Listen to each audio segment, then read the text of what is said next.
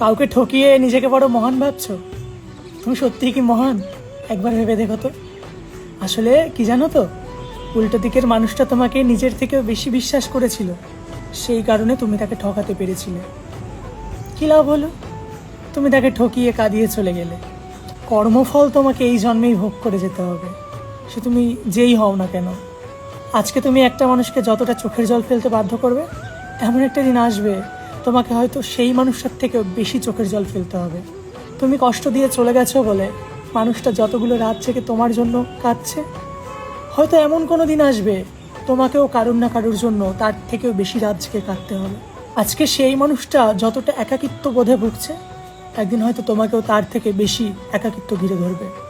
আসলে কি জানো তো, দিন বদলায়, সবার দিন একরকম যায় না। আজকে যার দিন খারাপ যাচ্ছে কালকে তার দিন ভালো যাবে, আর কালকে যার দিন খারাপ যাচ্ছে পরশু তার দিন ভালো যাবে। মিলিয়ে নিও। আসলে প্রত্যেকটা জিনিস কালের নিয়মে ঘোরে। প্রত্যেকটা দিন একটা মানুষের দিন একরকম যায় না। ভালো খারাপ মিলিয়েই আমাদের প্রত্যেকটা মানুষের দিন যায়। তাই ভেবেই নিও, আজকে তুমি যদি কাউকে কাঁদাও, পরশু হয়তো তোমাকেও কাঁদতে হবে। কথাটা খারাপ লাগলেও এটাই সত্যি। আমরা সত্যিই জানি না যে আমরা কে কতগুলো দিন থাকবো এই পৃথিবীতে, কিন্তু তারপরেও আমরা লড়াই করে চলেছি। কি হবে লড়াই করে?